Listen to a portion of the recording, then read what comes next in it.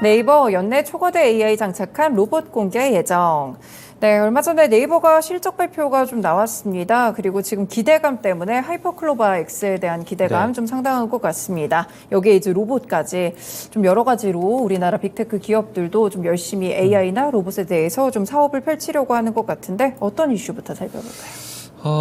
일단은 이제 로봇이라고 봐야 되고, 그리고 이제 AI와 로봇의 어떤 방향성이 나올 건가, 그게 관건이라 보시면 될 것 같습니다. 일단 결국 이제 저는 개인적으로 물론 AI의 활용처가 많다라고 보거든요. 네. 많은데 그 중에서 이제 뭐 네이버 랩스라든지 그리고 삼성전자 쪽과 연결시켜 보게 된다라면은 좀 더 확장해서 보게 되면 현대차 그룹이거든요. 이게 결국에는 자율주행, 자율주행과 연결이 된다라고 좀 봐야 될 것 같아요. 네. 지금 네이버 랩스 같은 경우는 아시겠지만 네이버가 이제 AI 로보틱스 연구 법인인데, 이쪽에서 이제 올해 내 초거대 AI를 장착한 로봇을 공개할 예정이라고 합니다. 네. 그렇다고 해서 뭐 사람을 닮은 로봇은 나오지 않을 거라고 봐요. 그런 건 아니고, 이게 아시겠지만은 그 네이버 분당 사업 같은 경우는 1784라는 제2사업 같은 경우는 그 안에서 이제 소위 말하는 물류 로봇이라든지 모성 네. 로봇이 이런 거 이렇게 돌아다니고 있거든요. 근데 이런 것들이 그러니까 사람의 명령에 의해서 하는 게 아니라 이제 자율적으로 이제 하게 되는 거죠. 그러니까 무슨 얘기냐면은, 그러니까 지금까지 로봇 같은 경우는 만약에 로봇 프로그램을 입력을 할 때 뭐 바닥에 먼지가 뭐 바닥에 쓰레기 보면 주워라 하면은 이제 그것만 계속 하는 거죠. 그런데 그렇죠. 그게 아니라 이제 기본적인 이제 프로그래밍을 하게 되는 거죠. 그러니까 더러운 게 있으면 치워라, 이런 명령이 들어가게 되면은 이제 이 명령에 따라서 로봇이 판단하게 되는 거죠. 어떤 것이 더러운 건지, 저게 더러운 것이 맞는지 아닌지 그게 판단하게 된다라는 거죠. 근데 그게 무슨 차이야라고 할 수도 있는데, 이게 정말 커다란 변화라고 좀 할 수가 있는 것들이, 지금 이제 자동차를 많이 예를 들어보게 된다라면은 지금 자율주행이 레벨 3에 이제 벽에 막혀 있는 상황들이잖아요. 네. 근데 이게 벽에 막힐 수밖에 없는 것들이, 그러니까 소위 말하는 저는 주입식 교육이라고 그러거든요. 주입식 교육으로 이제 주입식 교육이라고 이게 모방학습이라는 게 있어요. 그러니까 테슬라도 그동안 이제 모방학습을 통해서 계속해서 이 자율주행에 대한 프로그램 업데이트를 해왔는데, 근데 그럼에도 불구하고 사고가 발생이 된다라는 거죠. 그러다 보니까 테슬라 같은 경우도 캘리포니아 쪽 법원 쪽에 상당히 소송이 많이 걸리는 상황들이거든요. 근데 이게 사고가 날 수밖에 없는 것들이, 저는 특히나 미국 쪽보다는 우리나라 같은 경우는 좀 더 이제 이 프로그래밍이 좀 세밀해야 된다고 생각을 하고 있는 것들이, 그러니까 일단 고속도로를 예를 들게 되면은 네. 한번 생각을 우리가 해보자고요. 경부고속도로를 가다가 이 경부고속도로에서 코끼리를 만날 확률이 과연 몇 %가 될까요? 0% 아니에요? 그죠? 그리고 강남 같은 이게 복잡한 도심 같은 경우는 또 문제가 뭐냐면은, 가다가 갑자기 바닥에 뭐 동전이 동전은 장애물이 안 되겠군요. 만약에 저런 이렇게 철제 의자가 떨어져 있다. 네. 저거는 예상이 되겠네. 저건 프로그램이 가능하겠네요. 저런 것들이 아니라 가다가 갑자기 뭐 흑인이 바닥에 쓰러져 있다. 이게 예측이 될까요? 어렵겠죠. 그래서 이게 네. 모방학습, 그러니까 주입식 교육으로는 안 되는 부분들이거든요. 그렇죠. 네. 근데 그러니까 말 그대로, 그러니까 제가 좀 전에 말씀드렸듯이 쓰레기에 있으면 주워라가 아니라 위험 상황에 있으면 피해라라는 것들에 대해서 프로그램이 되지 않은 사항들까지도 스스로 판단하게 되는 거죠. 그러니까 고속도로 가다가 갑자기 코끼리가 나타나는 0%를 했잖아요. 그런 상황이 됐을 때 모방 학습만 되게 된 프로그램이 오리가 오는 거죠. 저게 뭔지 이거 판단이 안 그렇죠. 되니까요. 네. 그러니까 갖다 박아버리는 거예요. 근데 그게 아니라 코끼리가 나타나는데 코끼리를 모르더라도 저기 앞에 있기 때문에 위험할 수 있다라는 걸 스스로 판단할 수가 있게 되는 거죠. 그러니까 그거를 이제 같이 이제 그게 AI라고 보고 그걸 이제 로봇에 이제 입히는 과정, 이렇게 되는 거죠. 그게 앞으로 어찌 보면은 자동차도 로봇이 될 수가 있다고 저는 보거든요. 네. 그래서 뭐 어찌 보면은 공상과학 영화일 수 있겠지만 트랜스포머 같은 현상이 뭐다 보면 나타나지 말라는 법은 없다라고 보거든요. 제가 이 이슈를 보게 되면서, 이게 네이버가 어쨌든 그 초거대 AI 로봇을 융합을 통해 가지고 시장 선점을 이제 목표로 하고 있다는 네. 얘기를 하고 있는데, 이게 그러니까 어찌 보면 사람의 뇌 역할을 하는 것들을 이제 AI에 입히게 되는 거죠. 그렇게 되면은 수백억 개라 그래요. 이게 또 수백억에 수천억이 될 수 있고 조 단위가 또 될 수가 있는 것들인데, 이 파라미터를 장착을 해가지고 저는 개인적으로 이제 정말 이 기사하고 내용을 보게 되면서 딱 이제 꽂혀버린 게, 별도 학습 없이 임무 수행. 아, 네. 요게 이제 저는 확 꽂히게 되더라고요. 이게 완성이 되게 되면은 로봇 같은 경우도 자율주행이 가능해지게 되는 거고, 자율주행 같은 경우도 완성도가 좀 더 올라갈 수 있게 되는 그런 부분들이거든요. 그래서 별도 학습 없다. 그러니까 AI가 스스로 학습을 하고 AI가 스스로 판단을 하게 된다라는 거죠. 이거를 테슬라 같은 경우 강화 학습이라 얘기를 하고 있어요. 그러니까 그동안의 모방 학습 통해서, 그러니까 그동안 수집된 데이터들을 이 AI 여기다 다 입혀가지고 네. 이거 테슬라가 스스로 자율주행을 지금 해왔었는데 그것만으로도 부족한 부분이 생기고 사고가 발생이 되다 보니까 이제 모방 학습이 아닌 강화 학습으로 전환을 하게 되는데 그래서 이거를 테슬라 쪽에서 뭐라 그러고 있냐면은 뉴럴 네트워크 디자인이라고 하고 있어요. 아, 그러니까 네. 애초에는 그 카메라와 그리고 중간에 그 AI 역할을 하고 있는 반도체, 중앙 칩이라고 그랬죠. 요 두 가지만 이제 의존했었는데, 요게 안 되다 보니까 이제는 카메라뿐만 아니라 이제 라이다 센서라든지 레이더 센서까지 같이 장착을 하고 있는 상황들이거든요. 근데 이런 것들을 한 이유가 뭐냐면 결국 모방학습으로는 한계가 있다라는 겁니다. 그런데 이 네이버에서 얘기하고 있는 초거대 AI, 그 수백억 개의 파라미터가 장착된 초거대 AI가 나와가지고 정말 사람처럼 판단을 하게 된다라면은 정말 편해지면서도 정말 무서워질 것 같다라는 저는 생각이 좀 들거든요. 그렇죠. 네. 왜냐하면은 이 영화를 아실진 잘 모르겠는데 2004년도에 그 윌 스미스가 주연했던 아이 로봇이라는 혹시 영화 예, 아세요? 봤어요. 예. 저는 그게 오시엔에서 너무 많이 해가지고 한 10번 넘게 봤는데 요즘은 이제 오시엔을 잘 안 보는데 예전에는 오시엔 보면 이렇게 했던 영화 계속 해주잖아요. 거기 보게 되면 이제 AI 로봇이 나오잖아요. 사람 형체라는 휴머노이드 로봇이 나오잖아요. 그런데 거기 보게 되면 로봇이 나쁜 감정을 갖게 되면 어떤 현상이 나오지가 나오게 되잖아요. 그리고 이제 우리가 터미네이터 영화를 보게 되면 또 마찬가지 그런 현상을 좀 보고 있고요. 그래서 이게 참 이게 미래에 가게 되면 참 동전양면의 역할을 할 것 같아요. 정말 더 많이 편해지고 더 진보가 되겠지만은 이게 항상 어떤 기술이 나오게 되면 부작용이라는 게 있잖아요. 그렇죠. 그래서 그런 걸 보게 되면 이제 저는 개인적으로 문득 아이로봇이라는 영화가 생각이 나더라고요. 그래서 아이로봇이 2004년도에 나왔는데 그 영화가 나오고 난 다음에 지금 2023년도잖아요. 거의 20년 만에 지금 AI에 대한 얘기가 다시 한번 나오는 상황들이기 때문에 참 많이 세월이 변했다라는 생각이 들고 그리고 그러면서 정말 과거에 봤던 영화들이 그러니까 좀 전에 제가 우스갯소리로 트랜스포머 얘기도 말씀드렸지만은 정말 한 10년 뒤, 15년 뒤가 되면 나올지도 모른다는 그 생각이 들어요. 정말 AI와 이 로봇이 합작이 되게 되면은 로봇이 변신하는 게 어렵지 않다라고 보거든요. 여기 본다라면 뭐 트랜스포머라가 그것도 현실이 되지 않을까 생각이 되는데 뭐 여담입니다. 여담이고 그래서 이런 것들이 이제 진행이 되는데 이제 국내 쪽의 네이버라든지 삼성전자 같은 경우도 이재용 회장이 로봇에 대해서 강화를 하는 얘기를 했잖아요. 네. 그래서 그런 부분들을 보게 된다면은 앞으로 이 로봇 같은 경우는 사람은 로봇이 아니라 정말 내 옆에 지나간 사람이 로봇이지 않을까라는 그런 세상도 나오지 않을까 생각을 우스갯소리지만 공상과학처럼 한번 해봤어요. 네.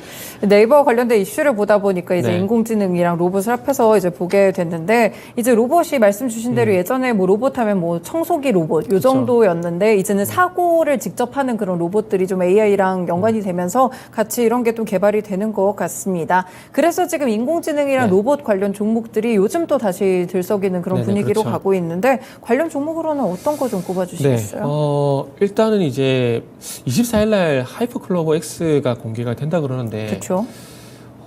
저는 의외로 이게 지금 기대가 많이 크잖아요. 네. 많이 크다 보니까 비전 프로처럼 의외로 공개가 되는데 실망할 가능성도 좀 있지 않을까 생각이 들어요. 네. 그러다 보니까 네이버 같은 종목들 같은 경우에는 오히려 이제 최근에 상승으로 좀 많이 얘기가 나오고 있지만 그럼에도 불구하고 단기 반등으로 끝이 날 가능성이 있지 않을까 생각이 들고 그러면서 이제 관련 종목들을 보게 되면 신테카 바이오, 레인보우 네. 로보틱스, 알체라 여러 가지 많은 종목들이 많습니다. 근데 그 중에 세 가지를 정해봤는데 어쨌든 AI 얘기를 하게 되면은 이제 연초에 챗 GPT가 나오게 되면서 AI 영상 진단 관련주들, 루닛이라든지 뷰너라든지 종목들이 갔잖아요. 근데 그렇죠. 이제는 엑사온 2.0이라든지 그리고 하이퍼클로버 X라든지 그리고 엔비디아 같은 경우는 AI 신약 개발 플랫폼 회사였던 지분을 인수한다든지 이런 부분을 봤을 때 AI 영상 진단 쪽에서 조금 이제 AI 신약 개발 쪽으로 좀 무게중심이 이동하고 있다는 좀 보고 있습니다. 네. 그러다 보니까 최근에 좀 관심을 가지게 된 종목이 신테카 바이오라는 종목에 좀 관심을 가지게 되더라고요. 그리고 좀 이제 루닛이라든지 뷰너 대비해서 좀 덜 오른 종목을 보게 된다라면은 딥노이드 이런 종목들도 네. 보시는 것도 괜찮다고 봐집니다. 그래서 딥노이드 같은 경우는 이제 그 의료 영상 AI 제품이 3분기에 이제 비급여 시장에 진입을 할 것이라는 그런 얘기들이 있는 상황들이기 때문에 뭐 단기간에 많이 오른 것도 있지만 뭐 루닉 같은 종목에 비하면 그게 올라온 것은 아니라고 봅니다. 그렇기 때문에 딥노이드 같은 종목도 보시면 좋을 것 같고, 그리고 방금 말씀드렸듯이 AI 신약 개발 관련돼 가지고 신테카 바이오도 좀 말씀드리고 싶은데, 어쨌든 조금 전에 뭐 AI 신약 개발 추진하는 부분들 엔비에다도 그렇고 뭐 하이퍼클로백스도 마찬가지일 거고, 그리고 LG 엑사온 2.0 같은 경우도 엑사온 디스커버리를 통해서 신약 개발을 진행하게 될 거거든요. 그렇게 된다라면은 뭐 AI 신약 개발 플랫폼과 연관된 종목들이 부각이 될 수밖에 없을 것 같습니다. 그리고 이제 신테카 바이오 같은 경우는 K-멜로디라고 그러죠. 네. 2024년부터, 그러니까 내년부터죠. AI 활용 신약 개발 프로젝트에 참여를 하기 때문에 AI 신약 개발 플랫폼 관련돼서 일단은 현재로서는 일단 대장주로 봐야 되지 않을까 볼 수가 있을 것 같아요. 그리고 실적으로 이 AI 플랫폼을 이제 활용을 합니다. 무슨 얘기냐면은 미국의 메타클립스라는 회사와 암백신 공동 연구 MOU를 체결을 해요. 그래서 이 속에서 이 신테카 바이오가 어떤 역할을 하냐면은 네. 이 신테카 바이오가 가지고 있는 암 신생 항원 예측 AI 플랫폼 요거를 가지고 임상 대상자들의 종양 샘플 유전체에 대한 데이터 분석을 합니다. 데이터 분석을 하게 되고 환자 맞춤형 암 신생 항원. 그러니까 신생 항원은 어찌 보면은 이 DNA의 어떤 단백질 역할을 한다라고 좀 보시면 될 것 같아요. 그 mRNA도 마찬가지고 그런 역할, 상당히 기초적인 어떤 그 약품으로서 어떤 역할을 하게 되는 정말 기초적인 원소라고 좀 보시면 좋을 것 같아요. 그래서 이 신생항원을 발굴하는 그 역할을 하게 되고, 그러면서 이 신생항원의 어떤 예측 결과, 그리고 이거 플러스 해가지고 메타클랩스의 암 백신 임상시험 결과를 종합적으로 분석을 하게 되면서 신약 개발을 앞으로 이제 진행해 나간다라고 보시면 좋을 것 같고, 이제 메타클랩스 같은 경우는 이제 말 그대로 임상을 진행하게 되는 거죠. 임상 진행을 하게 되면서 거기에 들어가는 기초 데이터베이스를 이제 신테카 바이오를 통해서 얻게 된다. 뭐 이런 연결고리가 있다고 보시면 좋을 것 같아요. 네, 그렇군요. AI 의료 분야에서 또 신테카 바이오, 일단 네네. 신약 개발, AI 신약 개발 쪽으로 한 종목 꼽아 주셨고요. 다음으로는 말씀 주셨던 레인보우 로보틱스. 네네. 사실 뭐 로봇 종목들이 처음 오르기 시작한 게 이 레인보우 로보틱스 때문인 것 같아요. 네네. 이 종목 어떻게 분석해 주시겠어요? 레인보우 로보틱스는 그냥 삼성전자의 자회사가 될 가능성, 그것만 보더라도 주가가 올라갈 네. 수밖에 없을 것 같아요. 그 조금 전에 제가 삼성전자 이재용 회장이 휴머노이드 로봇 사업에서 강화를 하라 그런 얘기 했었고, 이게 결국에는 휴머노이드 로봇을 생각한 것이 아닌가 좀 봐져요. 뭐 헬스케어 로봇도 돈이 되겠지만은 이 착용 웨어러블 로봇에서 끝이 나지 않을 거라는 거죠. 그리고 테슬라 같은 경우 테슬라 보시라 가지고 이미 얘기가 나온 휴머노이드 로봇의 어떤 가이드라인이 나온 상황들이고, 그리고 거기에 뒤처지지 않게 해서 삼성전자가 또 속도를 낼 가능성인데, 그 속도를 네. 내는 분야가 결국 로봇이 휴머노이드 로봇이 될 거라는 거죠. 그리고 그 속에서 레인보우 로보틱스가 최근 좀 부각이 되고 있는 이유는 뭐냐면, 그 갤럭시 익스피리언스 스튜디오, 요게 뉴욕에서 이제 오픈이 됐는데, 네. 여기에서 갤럭시 Z 플립의 생산 그리고 패키지 공정을 시연하는 부스가 설치가 됐습니다. 근데 여기에 생산 패키징 공정에 들어갈 로봇팔 있지 않습니까? 요게 이제 레인보우 로보틱스가 들어가게 됐어요. 그래서 네. 이제는 확실하게 삼성전자 쪽으로 레인보우 로보틱스가 이제 같이 협업을 진행하는 게 확인이 됐다라는 거죠. 근데 이게 뉴욕에서 끝이 나는 게 아니라 프랑스 파리라든지 그리고 독일 베를린 같은 이 도시로 확장을 할 건데, 그 속에서 이제 협업을 좀 더 확대해 나간다. 이런 것들이 제가 봤을 땐 최근에 레인보우 로보틱스의 주가를 상승으로 이끄는 요인이지 않나라는 말씀 좀 드려보고 싶고, 삼성전자 같은 경우는 이제 콜옵션 계약을 체결했습니다. 그래서 삼성전자가 이 콜옵션을 행사를 하게 되면은 레인보우 로보틱스의 지분이 59.94%까지 늘어나기 때문에 네. 완전 자회사 쪽으로 뭐 간다라고 보시면 될 것 같아요. 그리고 그 외에도 최근에 이제 뭐 협동 로봇 관련돼 가지고 계속해서 음식업계에 계속 이슈가 되고 있잖아요. 그렇게 본다면 뭐 뉴로메카라든지 SP비테크라든지 그리고 웨어러블 같은 경우는 해성TPC라든지 뭐 이런 종목들도 같이 볼 수가 있다라고 말씀드릴 수가 있을 것 같습니다. 네, 로봇 관련 종목들도 단순한 테마가 아니고 정말 미래 산업으로서 네네. 자리를 잡으면서 주가도 그 밸류를 찾아가는 네, 것 그렇죠. 같습니다. 네, 그럼 오늘의 픽 종목은 어떤 거 주시겠어요? 네, 일단 오늘 네이버 얘기를 했기 때문에 네이버의 어떤 수혜주, 테마주라고 네. 보게 되면은 뭐 알체라 아, 말씀드려도 될 것 알체라요. 같아요. 네. 근데 알체라만 현재 알체라만 유일하게 최근에 좀 주가가 움직여주고 있거든요. 현대무백사라는 종목도 같이 움직였다가 현대무백사는 식어버렸고, 대신에 알체라 같은 경우는 주가가 그래도 그나마 견조하게 상승으로 좀 전환이 되고 있거든요. 네. 이유는 단 한 가지입니다. 딱 한 가지예요. 그러니까 네이버의 손자회사. 요게 어찌 보면 네이버 랩스라든지 하이퍼 클로버 X라든지 이런 것들을 봤을 때 어느 게 수혜주가 될 것이냐. 또 알체라가 그런 연관성이 있기 때문에 그렇게 볼 수 있을 것 같아요. 근데 이게 참 말이 안 된다라고 좀 말이 안 된다고 볼 수는 없겠지만은 참 웃기다라고 생각할 수 있는데 대선 테마가 그렇잖아요. 뭐 이번 대선 같은 경우도 무슨 종친에 관련돼서 같은 뭐 테마가 나오고 뭐 그 지역에 공장이 있어가지고 테마주 엮이고 이런 것들 있잖아요. 그래서 주식시장은 항상 연관성을 찾습니다. 0.001%의 가능성도 찾는 거거든요. 네. 그래서 그런 연결을 보게 되면 알체라 같은 경우는 뭐 좀 더 가깝다고 볼 수가 있을 것 같고요.